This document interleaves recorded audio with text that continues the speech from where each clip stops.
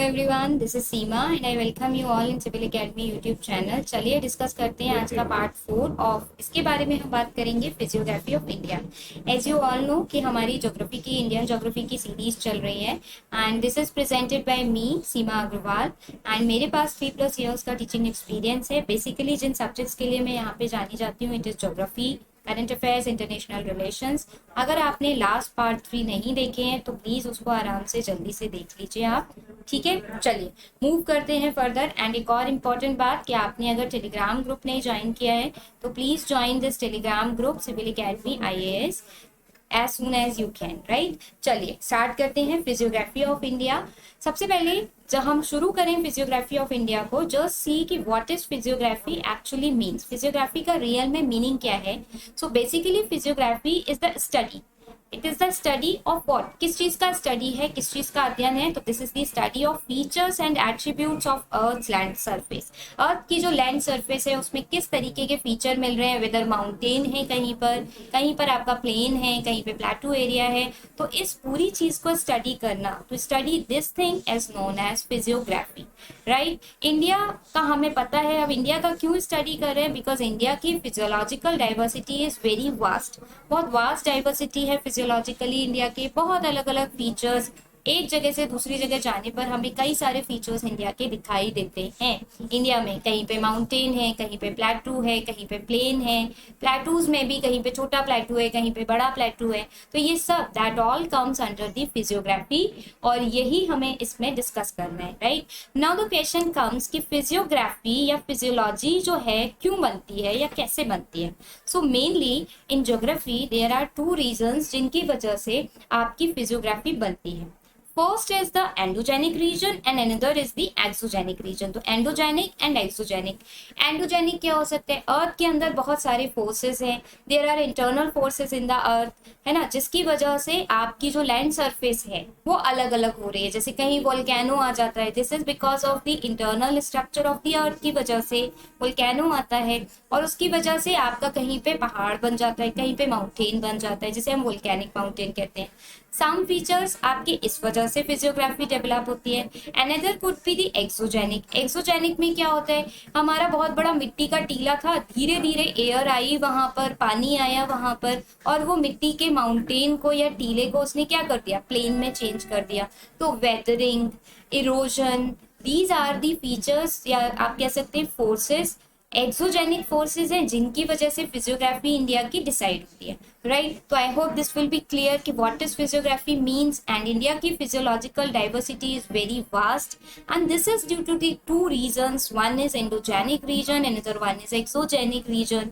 What is endogenic? जो भी whatever activities is taking place inside the earth, that is called as endogenic, and whatever activities is taking place outside the earth like your erosion, weathering, due to this जो भी features बनते हैं, these are called as the exogenic forces, right?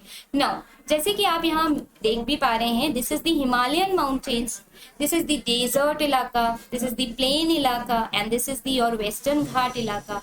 तो ये 4 type की आपकी physiography है India में जो हमें देखने को मिल रही है। इन 4 के अलावा भी there is a vast diversity जो हमें इंडिया में देखने को मिलती है, राइट? फर्दर हम इसी पर ही बात करेंगे। चलते हैं आगे, देखते हैं कि इंडिया में कितने टाइप की फिजियोग्राफी हम क्लासिफाई कर सकते हैं, right? So on the basis of physical features, if I classify the Indian physiography, then I can classify it into 6 divisions, right? One is Great Himalayas, another is Northern Plain, then is Peninsular Plateau, another one is Great Indian Desert, next is Coastal Plain and the islands. So if I see the physical features of India, so we can classify the whole physical features of India into 6, right? It is Great Indian Himalayas या Great Himalayas, then is the Northern Plain, then is the Peninsular Plateau, another one is the Great Indian Desert, then Coastal Plains, then the island, right? Let us see in the map. This is, if I talk about the northern area, northeastern area or northwestern area of India, that covers your Great Himalayas. Beyond this या इसके just beneath हमें दिखाई देते हैं Northern Plains, उससे और नीचे आते हैं, then we see the peninsular plateau area, then this is your coastal plain का area, western coastal plain, eastern coastal plain, दो प्लेन के एरिया है।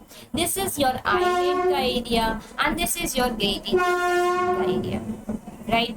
तो कितने टाइप के हो गए यहाँ पर आपके, ग्रेट इंडियन डेजर्ट, ऊपर हिमालय, साइड में आपके western coastal plain, eastern coastal plain, this is western coastal plain, this is eastern coastal plain, this is peninsular plateau, this is northern plains, this is your Himalayas range and this is your island. तो this is the 6 physiographic features basically we see in the India. India में जो हमें दिखाई देते हैं ये 6 तरीके के फिजियोग्राफिक फीचर हैं जो दिखाई देते हैं। We will discuss them in detail one by one, right? चलिए सबसे पहले बात करते हैं हिमालयाज की, द हिमालयाज।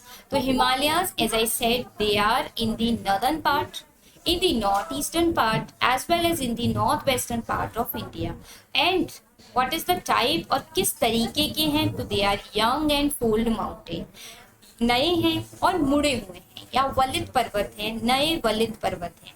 ये हाईएस्ट माउंटेन्स रेंज है वर्ल्ड की। Why? Because Mount Everest which is the highest peak of world that lies in the Himalayas only, and these are the natural barrier also. Why natural barrier? Because बहुत सारी आपकी weather की phenomena है, जैसे कि monsoon है, जो साउथ वेस्ट मानसून आपका उठता है वो इन्हीं हिमालय की वजह से इंडिया में ही रह जाता है, दूसरी तरफ नहीं जा पाता है। So it is the natural barrier also.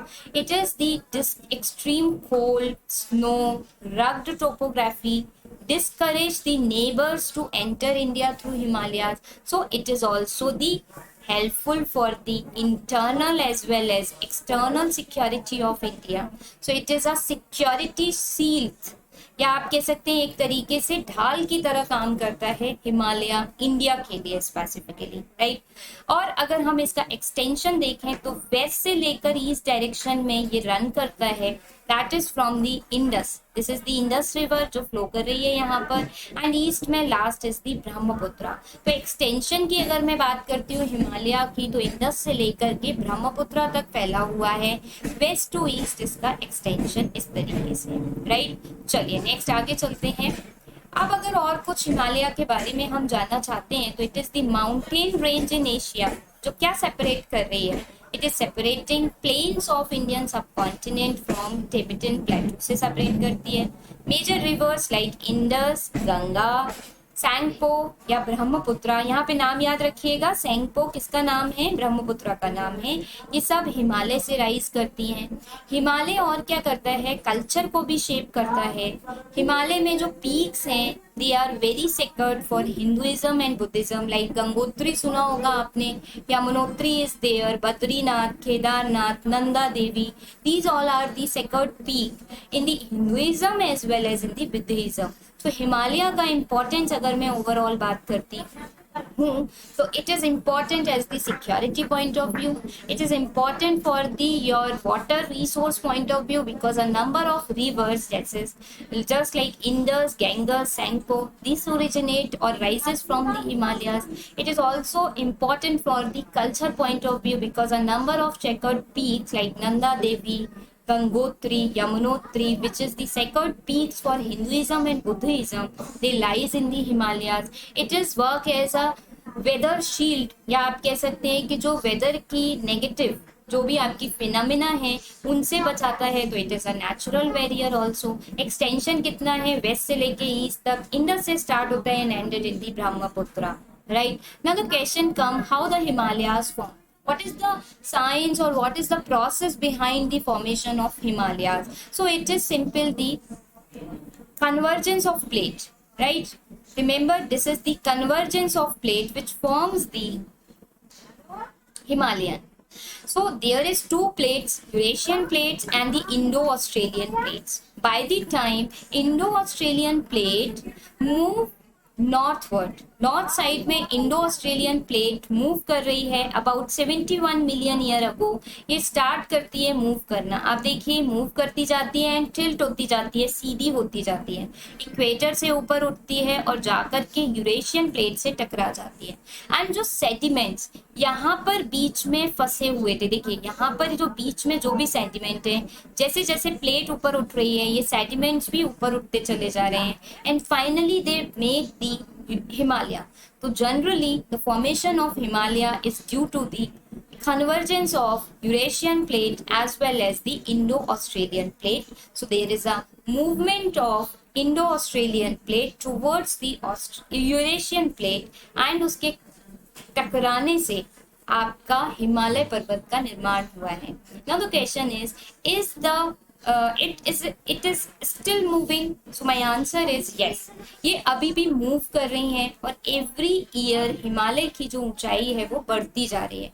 But now the question is कि जब भी हमने माउंट एवरेस्ट पहले देखा था तब भी उतना ही उसकी लेंथ थी, हाइट थी, आज भी उसकी हाइट उतनी है। Why it is so? तो ऐसा students, it is because of the every year Himalaya ऊपर आपका जा तो रहा है लेकिन उसी ही रेट से राइज भी करता है और उसी ही रेट से मूव भी, आपका डिग्रेडेशन भी होता जाता है, इरोजन भी होता जाता है उसका साथ ही साथ। तो this is the story of the formation of Himalayas. Simple है, due to the convergence of Eurasian plate as well as the Indo Australian plate. Indo Australian plate Eurasian plate से टकराती हैं एंड जो ईथस सी में पड़े हुए सेडिमेंट्स हैं वो ऊपर की तरफ उठते हैं और इसकी वजह से फोल्ड या फोल्डेड माउंटेन बन जाते हैं and they are named as Himalayas और इन्हें हम हिमालय नाम दे देते हैं। Right, they are still moving. ये बात हमें इसलिए भी पता चलती है बिकॉज अर्थक्वेक्स आ रहे हैं आज भी। अर्थक्वेक अगर आज भी आ रहे हैं इसका मतलब अभी भी इनमें हलचल हो रही है, ये प्लेट अभी भी कन्वर्ज कर रहे हैं